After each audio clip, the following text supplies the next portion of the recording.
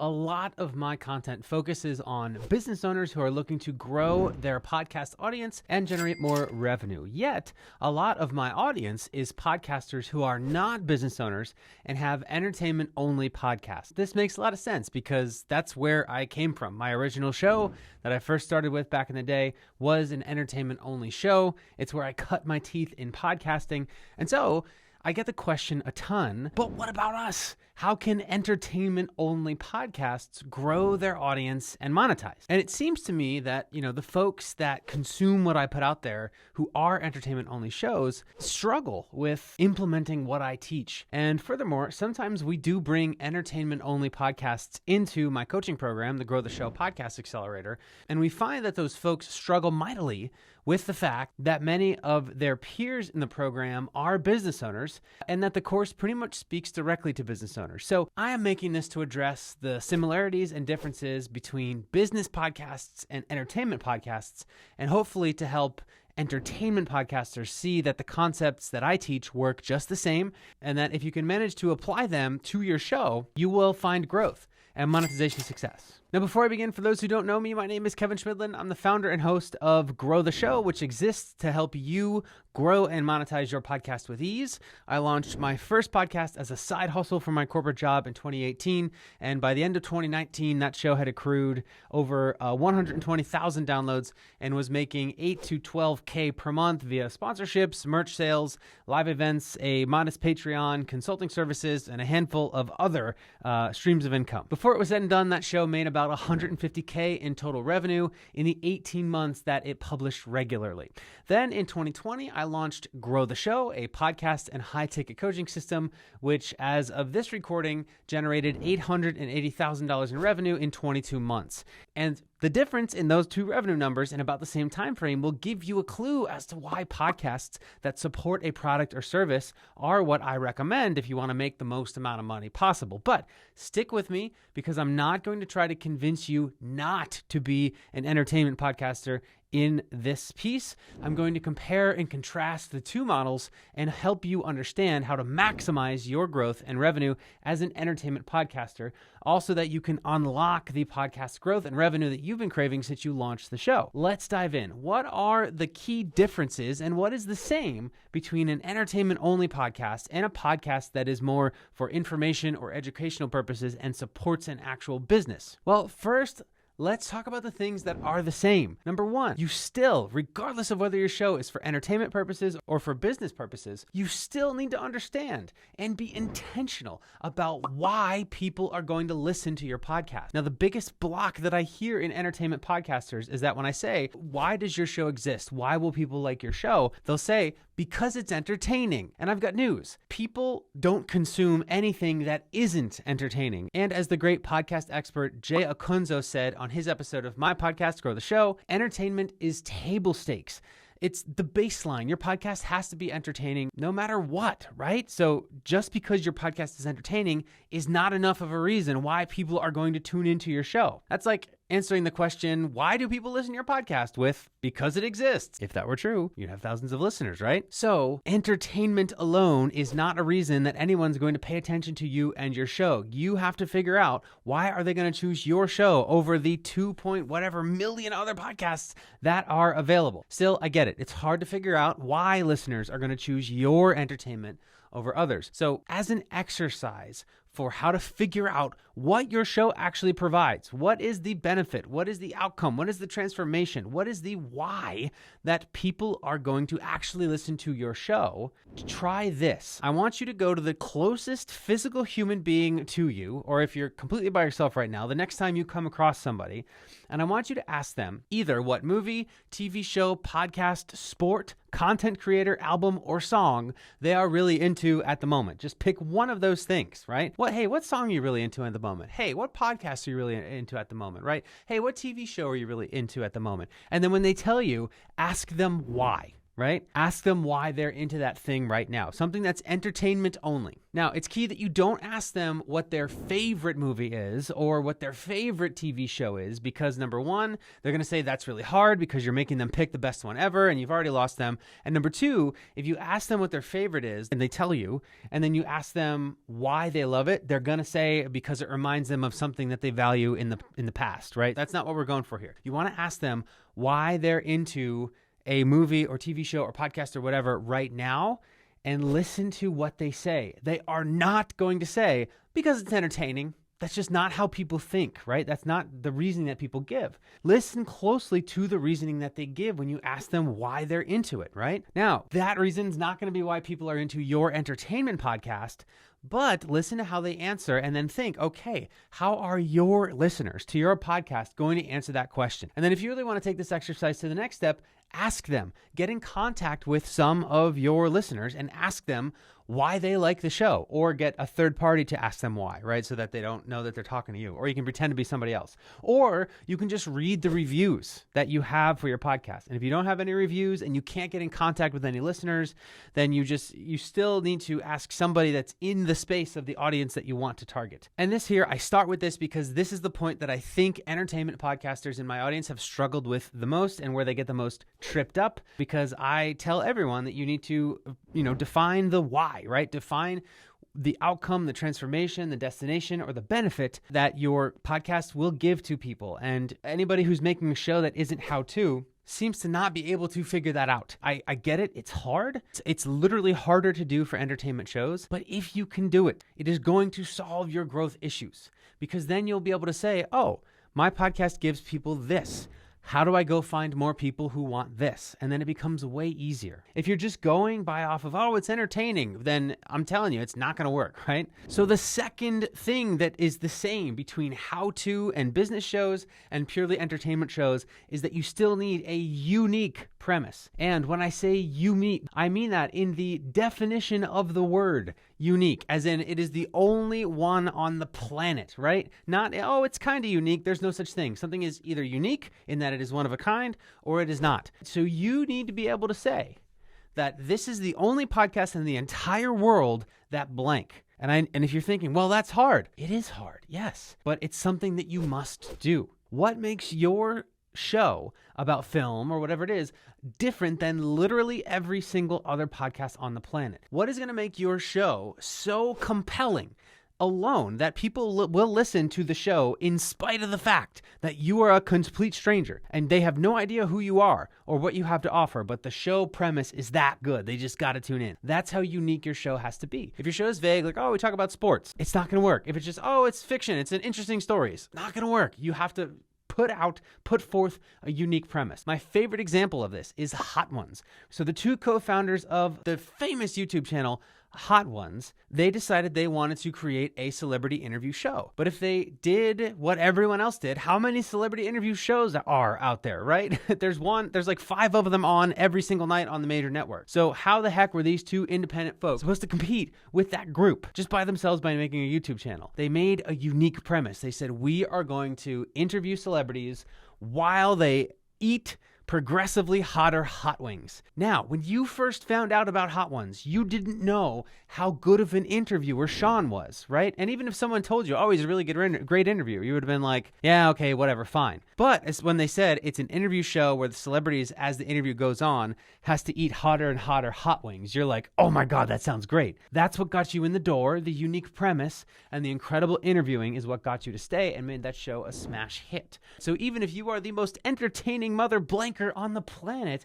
you still, if you're going to do this independently and not get yourself put on SNL, you still have to come up with a unique premise. This is the only podcast on the planet that does why. Okay, the third thing that is the same between entertainment shows and how-to shows is that you still have to define your audience as specifically as you can. I have another video talking about how you can do that, but I will admit that this is going to be a little bit tougher for entertainment shows than it is for how-to shows, because my show's a how to grow and monetize a podcast show. And so who's the audience? People who want to know how to grow and monetize a podcast. But if your show is entertainment, like it's comedy or talk or fiction or something like that, then you're going to have to do a little bit of extra work to figure out who the show is for. And when you have an entertainment show, it often puts you in the trap of not being able to figure out who your audience is and just thinking, oh, people who like comedy, oh, people who like the New York Mets, or whatever it is, right? That's not going to work. You have to be more specific, and you're going to have to figure out what makes the people who like what you like tick. Why are they going to pick your show out over literally every single podcast on the planet? This level of audience specificity is not only going to make it easier for you to get new listeners, but it's also going to make it easier for you to monetize, because you're going to know this group of people so well. It's going to make it way, way, way easier for you to do the fourth thing that is the same between how-to shows and entertainment shows, which is this. In my opinion, every single sustainable way to monetize a podcast profitably boils down to this: converting a fraction of your listeners into customers of something, right? So that can either be a product or service that you create. Business owners obviously fit into this bucket, right? But this also applies to some entertainment shows. So if you monetize by selling merch, that's a product that you create and sell. If you monetize by selling tickets to live events, that is a product that you create and sell. If your product is a Patreon membership, that is a product and service that you create and sell. So that's one way to monetize a show, is by creating and selling something that you create, right? Or the other way to monetize any podcast sustainably, in my opinion, is by selling somebody else's product, right? And so that's sponsorships and affiliate ads. In all of those cases, you have to take your listener base and get a portion of them to buy something, either something that you made or something that somebody else made. And so either way, the skill that you have to build is the same. And either way, you have to get good at getting to know your audience, knowing who they are, why they love your show, and what products and services they will listen to you and buy. Now, here we come across another big time struggle that I see entertainment podcasters have. And it's that it's not having a business mindset. So if you want to be an independent podcaster and you want your show to be a business, you have to have a business mindset. You have to treat it and think about it like a business. And if it's a business, that means you have to sell. You have to just get over your aversion to selling. Believe me, as somebody who was as sales averse as could possibly be, you're able to get over it once you realize that it's really easy to not be a sleazy salesman if you just don't be sleazy, right? Just don't do the thing that you're afraid of doing, and you won't turn into the thing you're afraid of turning into. Still, independent podcasters whose show is quote unquote, in their own words, entertainment only, which, like I said, I don't believe that anything is entertainment only. It always has some sort of benefit behind it. These folks who are averse to selling their own or selling someone else's product or service tend to speak in these terms, right? They want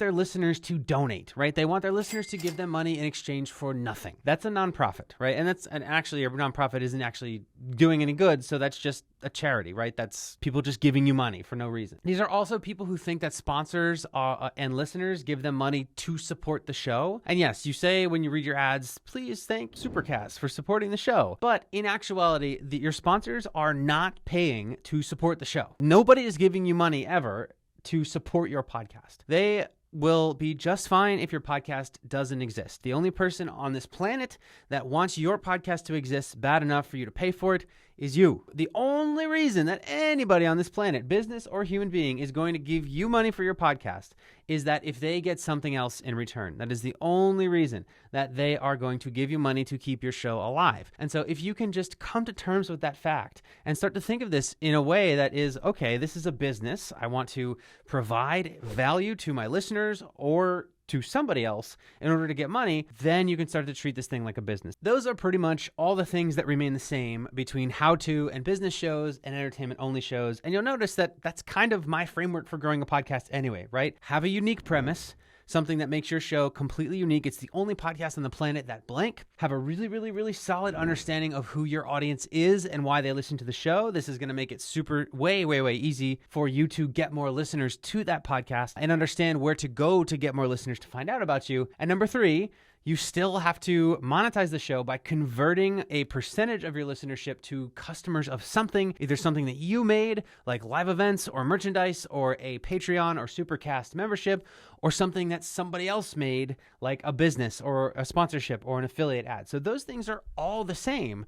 And so if you're an entertainment show, I think the biggest thing to unlock is just figuring out why people are going to pick your entertainment and how it entertains them, what benefit it gives them, right? So if you're a comedy show, you make them forget their troubles. That's a benefit that's more than just entertainment. If you're a talk show, right, they come to you for the conflict. They're not coming to hear you talk about anything. They're coming for the hot take. And so if that's truly what you want to do, which again, that's harder to do than a how-to show, you have to get behind that, fully understand it, and lean into it completely. So, okay, I've talked about what is the same between how-to shows and entertainment shows, but what is different between how-to shows and entertainment shows? So here's the thing. Entertainment shows in general require much more volume to work financially, right? Entertainment is cheap. Everyone in the United States and in a lot of the world thinks that entertainment should be free, right? People don't want to pay for entertainment. And at the same time, when you're just putting out pure entertainment, you're in show business, which means that you are competing with Netflix and Amazon and Disney and music and movies and massive podcast networks. And all these things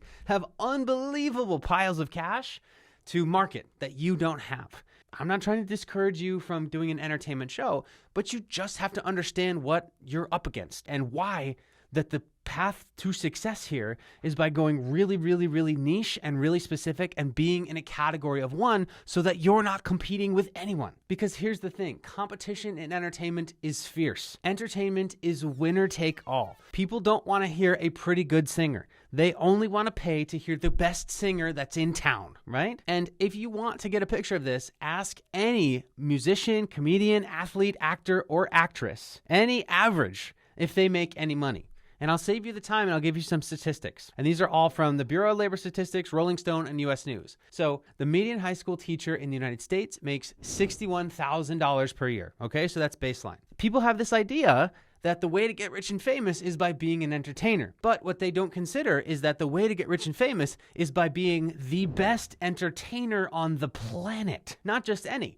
The median salary in the United States for a professional athlete, guess what it is? $77,000 per year. That's pretty good, right? But do you know how freaking good you have to be a low-level professional athlete? Think about the best professional athlete that you went to high school with, and odds are they're not good enough to be pro and make $77,000 a year median. Half of professional athletes are making less than that. The median pro musician, according to Rolling Stone, in 2018, guess how much the median middle ground made? $28,000 per year. The median actor, according to US News, in the United States, median, so half of them make less, $43,000 per year. Half of actors in the United States that are professional make less than that, right?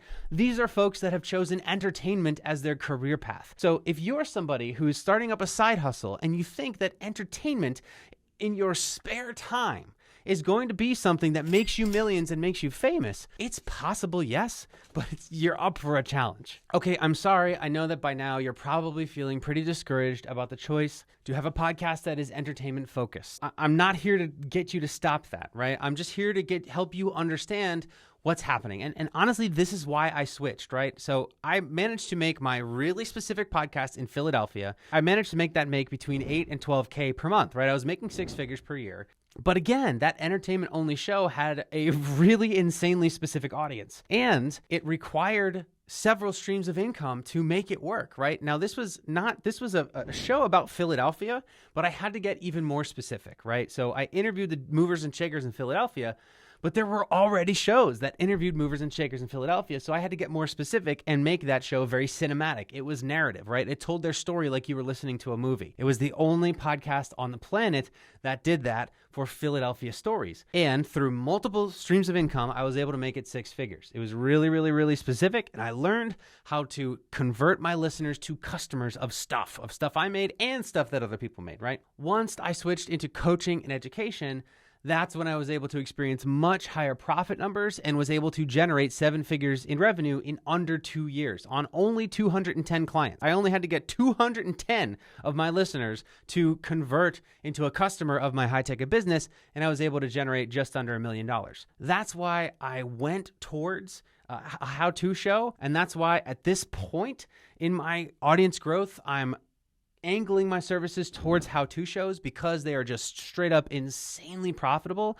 And so being able to serve those groups of people allows me to charge them more, which allows me to serve them more, which allows me to learn more so that I can then apply stuff and hopefully teach the entertainment folks what to do to have more success. So having said all of this, hopefully you're still with me if you're an entertainment podcaster and you're not too disappointed, because I want to talk to you now about what you can do about this, right? So having said that, there are indeed tons of creators who are making good money and who have a much larger audience than I have from shows that are entertainment only. So I am one person. There's a million ways to do anything in this world. And so it's certainly possible to grow and monetize an entertainment show, despite what I have said. But I am correct in that it is harder than growing and monetizing a how-to show. Again, growing and monetizing an entertainment show is the same strategy. So my goal here was to force you to take a hard, realistic look at what you're trying to do, right? To make an entertainment show something that can replace your job, you have to treat it like your job now. It's not going to blow up and rescue you and take you away and turn into a business. You basically have to secretly in your head decide now that your day job is now your side hustle that you just kind of half-ass, and your podcast is now your full-time job. And only that kind of energy is what's going to make it turn into your full-time job, which, by the way, will make it so that you have to do it when you don't feel like it. Anyway, I digress. That's not what this is about. All of that said, if Grow the Show got taken away from me and I were forced to go back into starting a podcast from scratch, and for some reason I was banned from creating a how-to show and I had to create an entertainment show, here's what I would do. Number one, I would make that entertainment show have a really compelling and unique premise. And again, when I say unique, I mean that in the definition of the word, where it is the only podcast on the planet that does X or Y. Something that people are really interested in, regardless of the fact that they don't know who I am. The premise is what's going to get them in the door. And then once they get in the door, they're going to fall in love with me, the entertainer, right? That's step one. Then step two, I would create a place where my listeners can go to interact with each other. And in that place, I will engage with them and observe them 24/7 so that I can get to know why they love my show, so I can do more of that, and what other stuff they're interested in and what products they buy, so that I can either or both make those products and sell them to them, or find sponsors of products they will buy and get sponsorship deals. I would build that community in today, at the time of this recording, Facebook group or subreddit or Discord. Who knows, in the near future, there might be a new tool that's better for online communities, but you got to have that place where you can stick all your listeners, observe them, get to know them, and build a community. Number three, I would then start going out and getting new listeners. I would first do that on social media by doing two things simultaneously. Number one, I would do targeted daily engagement, which is my framework, 15 minutes a day to grow a social media audience.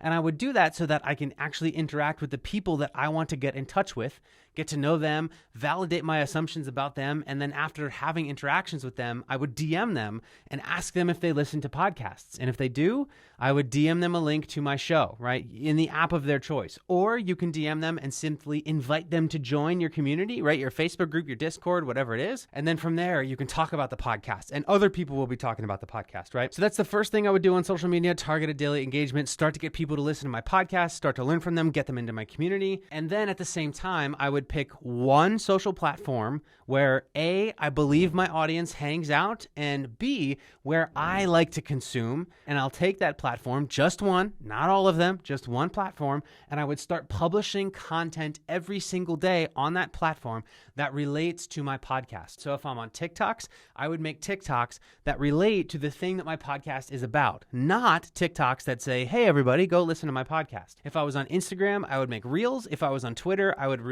publish a thread every single day. And if I was on LinkedIn, it would be text posts with polls, although LinkedIn's generally a how-to show, so it's probably TikTok, Instagram, or Twitter. If I had a comedy show, I would make TikToks featuring the funniest moments of that comedy show and post them every single day. If I had a debate or an opinion or a talk show, I would either make TikToks that feature the hottest takes from each episode and post those so they go viral, Or I would make Twitter threads and tweets that feature the hottest takes and get them to go viral, right? That'll get more people to engage with me so that I can get them to listen to my show. If I had a storytelling podcast, I would make either TikToks or Instagram Reels featuring the best point in the story, right? Condense it to 1 minute, make it really, really tense. And just for any other entertainment show, basically take the thing that your show does, the value that your show provides, and then go to one social media platform that has organic reach, and every single day post a piece of content that provides the same value that your show does. Remember, it's not about promoting your podcast. It's about providing the same value that your podcast provides, but on that platform. So if you're a comedy podcast and you make people laugh on your podcast, make people laugh on TikTok, and then they'll be willing to go listen to your podcast. I would do this spending a decent amount of time on social media every single day, creating content on one social media platform for the purpose of it going viral, interacting with people on that social media platform for at least 15 minutes every day, and inviting people into my community, either a Facebook group or a Discord, where I have permission to interact with them and they can interact with the rest of the people in the community.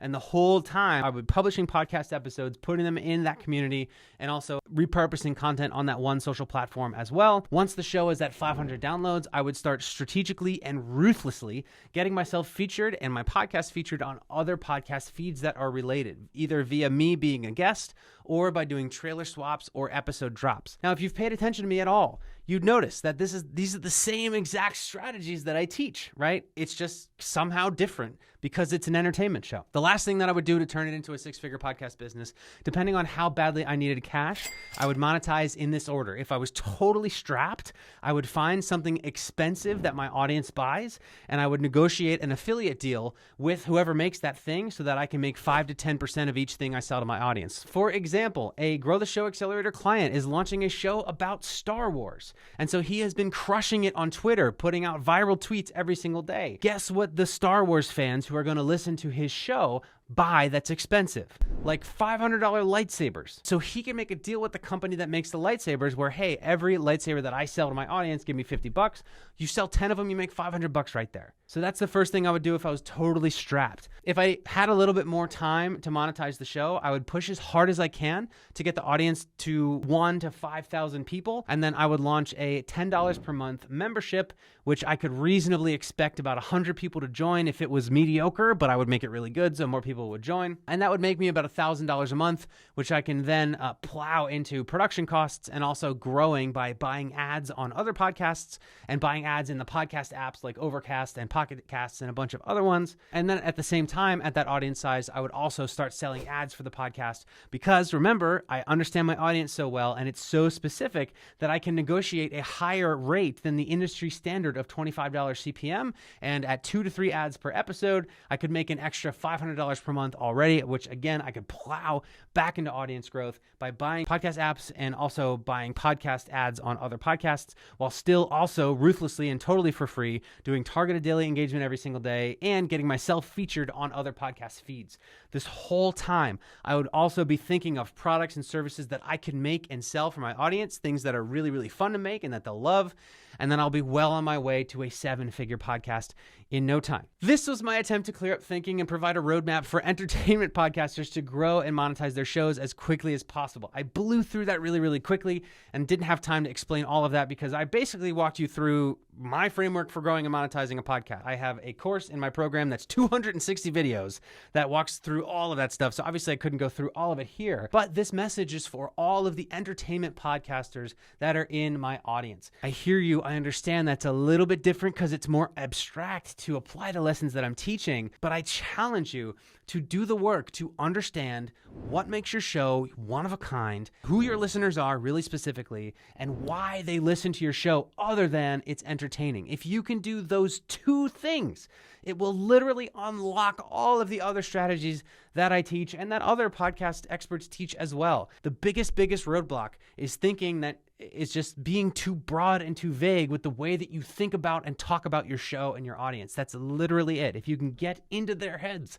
and dig to the core of what your show actually is, then I'm telling you, you apply all these same things and it will work, right? There are podcasters in the Grow the Show community who have blown me away with what they've been able to accomplish in terms of growth and monetization from entertainment shows alone, because they were able to have a business mindset and stop thinking, well, I guess this won't work for me because I'm an entertainment show. You got to just figure out how to make it work for you. All right. So hopefully this wasn't too discouraging, and hopefully rather than being sad because the pipe dream of if you build it, they will come is over. And hopefully instead you're feeling a little bit inspired and you have a sense for clarity for how to show up, make your show stand out, and freaking build the business that you've been dreaming of having. I've been there before. I can tell you it is absolutely all that it's cracked up to be, but it's hard. And so hopefully if you're still listening to me right now, if you're still with me, you've been inspired by this, and those are the people that I'm here to serve. If you are still here and you are an entertainment show and you are willing to figure this out and figure out your unique value prop and get out there and do the thing, then I would love to have you in the Grow the Show Facebook group where we can actually rap about these things. It's probably not a good fit at this time for my accelerator coaching program